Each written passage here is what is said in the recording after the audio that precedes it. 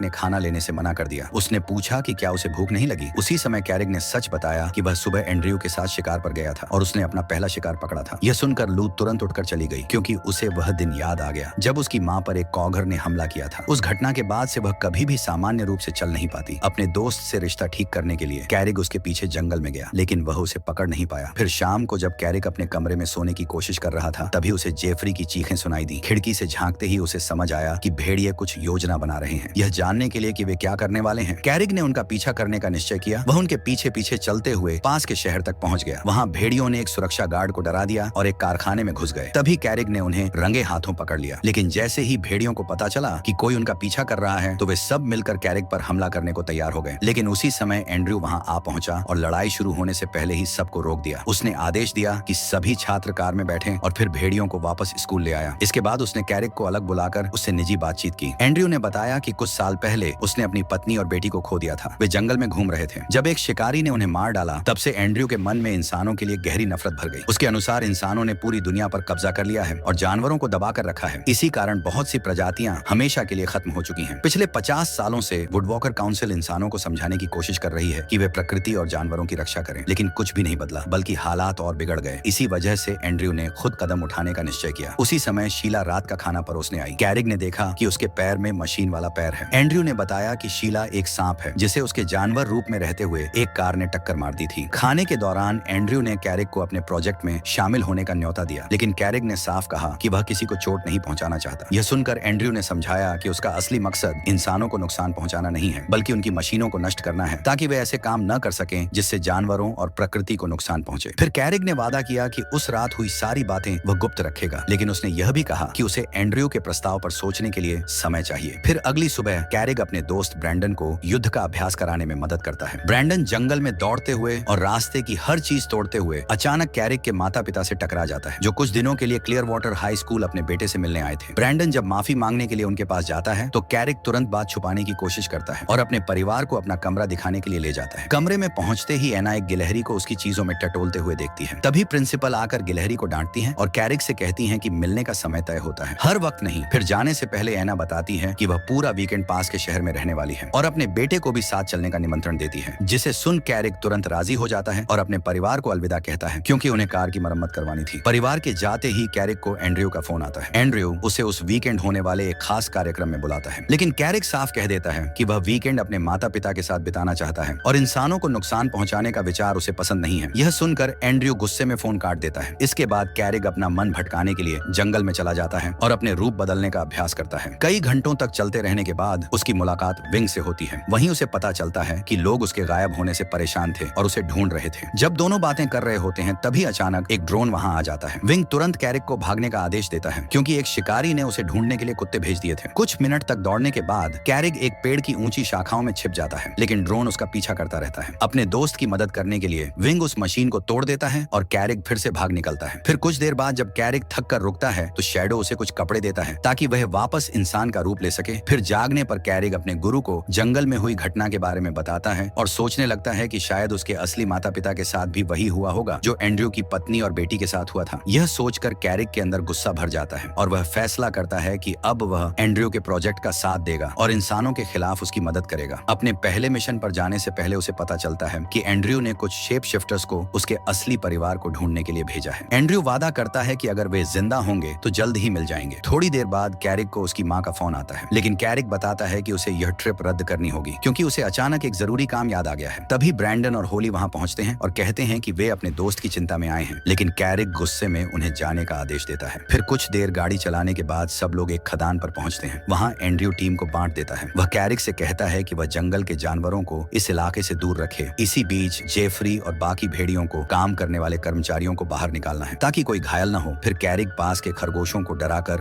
भगा देता है। तभी उसे पता चलता है कि उसके माता पिता पास में ही कैंप लगाकर ठहरे हुए हैं। यह जानकर वह उनकी सुरक्षा के लिए परेशान हो जाता है और तुरंत अपने गुरु को फोन करता है, लेकिन एंड्रयू उसे बताता है कि उसने सचमुच कैरिक के परिवार को घाटी में तंबू लगाते देखा है, लेकिन आश्वासन देता है कि वे सुरक्षित रहेंगे। इसी दौरान गुस्साए भेड़ियों के कारण सारे कर्मचारी डर जाते हैं और खुद को बचाने के लिए एक पिकअप ट्रक में बैठकर वहां से भाग जाते हैं। लेकिन तभी डैन गाड़ी से लकड़ियों का ढेर गिराने की कोशिश करता है। यह देखकर कैरिक उससे विनती करता है कि वह मिशन रोक दे, क्योंकि उसे डर है कि इस घटना से उसका परिवार भी खतरे में पड़ जाएगा। तभी उसी समय ब्रैंडन और होली उसकी मदद के लिए पहुंच जाते हैं। ऊपर आसमान में शैडो और विंग को उड़ते देख बाकी भेड़िए डर जाते हैं कि कहीं प्रिंसिपल को रिपोर्ट न हो जाए और उन्हें स्कूल से निकाल न दिया जाए, इसलिए वे मिशन छोड़कर खदान से भाग जाते हैं। तभी लू वहां आती है और डेरेक को समझाने की कोशिश करती है कि खदान को बंद करने के और भी बेहतर तरीके हैं। अगर वे सब कुछ नष्ट कर देंगे तो इंसान गुस्से में आकर बदला लेंगे, लेकिन डेरेक उसकी बात नहीं मानता और गुस्से में उसे धक्का दे देता है। तभी चारों ओर से कौवे उस पर हमला कर देते हैं। गुस्से में डेरेक एक भूरे भालू का रूप ले लेता है। अब ब्रैंडन अपने दोस्तों की रक्षा करने के लिए लड़ाई में कूद पड़ता है। इस बीच एंड्रयू को लगता है कि कैरिक ने उसे धोखा दिया है। वह गुस्से में ब्रैंडन पर झपट पड़ता है और दोनों के बीच जबरदस्त लड़ाई शुरू हो जाती है। इसी दौरान कैरिक देखता है कि लकड़ियों का ढेर लुढ़क कर उस घाटी की ओर जा रहा है जहां उसका परिवार रह रहा है। वह सब कुछ छोड़कर दौड़ पड़ता है ताकि अपने परिवार को बचा सके, चाहे उसे अपनी जान ही क्यों न जोखिम में डालनी पड़े। नीचे घाटी में जैसे ही एना को ऊपर से लकड़ियों के गिरने की आवाज सुनाई देती है, वह सबको तुरंत छिपने का आदेश देती है। लेकिन मेलोडी अपनी माँ की चीखें नहीं सुन पाती क्योंकि उसने हेडफोन पहने हुए होते हैं। जब वह अपनी तरफ आती लकड़ियों का ढेर देखती है तो घबराकर चीखने लगती है। उसी समय कैरिक दौड़कर आता है और उसे बचा लेता है। हताश होकर एना अपनी बेटी को ढूंढने निकलती है और जब वह मेलोडी को जिंदा देखती है तो उसे राहत मिलती है। मेलोडी बताती है कि एक कूघर ने उसे खतरे वाले इलाके से धक्का देकर बाहर निकाला, लेकिन डोनाल्ड को यकीन हो जाता है कि उसकी बेटी होश में नहीं है और शायद भ्रम देख रही है। फिर कुछ देर बाद लू और उसके दोस्त जंगल में कैरिक का बेहोश पड़ा शरीर पाते हैं। वे सोचकर उदास हो जाते हैं कि शायद वह अब बच नहीं पाएगा, लेकिन जब कैरिक धीरे धीरे अपनी आंखें खोलता है तो सबको राहत मिलती है। होश में आते ही कैरिक सबसे पहले अपने परिवार की तरफ दौड़ता है ताकि देख सके कि वे सुरक्षित हैं या नहीं। तभी एंड्रयू वहां पहुंचता है और कहता है कि जब यह हादसा हुआ तो वह लड़के के साथ ही पास में टहल रहा था। फिर वह परिवार को अस्पताल ले जाने के लिए एक हेलीकॉप्टर बुलाता है और सबको सुरक्षित भेज देता है। जैसे ही कैरिक के माता पिता हेलीकॉप्टर से सुरक्षित निकल जाते हैं, कैरिक गुस्से में आकर एंड्रयू पर चिल्लाता है और कहता है कि वह प्रिंसिपल को बताएगा कि इन हमलों के पीछे असली जिम्मेदार कौन है। लड़के को चुप कराने के लिए एंड्रयू उसे कहता है कि उसने उसके असली परिवार को येलोस्टोन की पहाड़ियों में देखा था, लेकिन वह उनका सही ठिकाना तभी बताएगा जब कैरिक वादा करे कि वह किसी से भी इस घटना का जिक्र नहीं करेगा। फिर थोड़ी देर बाद लिसा वहां पहुंचती है। तभी एंड्रयू उससे कहता है कि इंसानों पर हमला करने की गुप्त योजना उसके सहायक डेरेक ने बनाई थी, लेकिन लिसा को शक है कि खदान को नष्ट करने में एंड्रयू का भी हाथ हो सकता है। तभी पुलिस की गाड़ियों की आवाज आती है। यह सुनकर प्रिंसिपल वहां से चली जाती है, लेकिन कहती है कि वह इस पूरे मामले की पूरी जांच जरूर करेगी। फिर स्कूल लौटने पर बच्चों का बहुत अच्छे तरीके से स्वागत किया जाता है क्योंकि सबको पहले ही पता चल चुका था कि उन्होंने सबको बचाया है। तो आपको यह फिल्म कैसी लगी नीचे कमेंट में बताइए।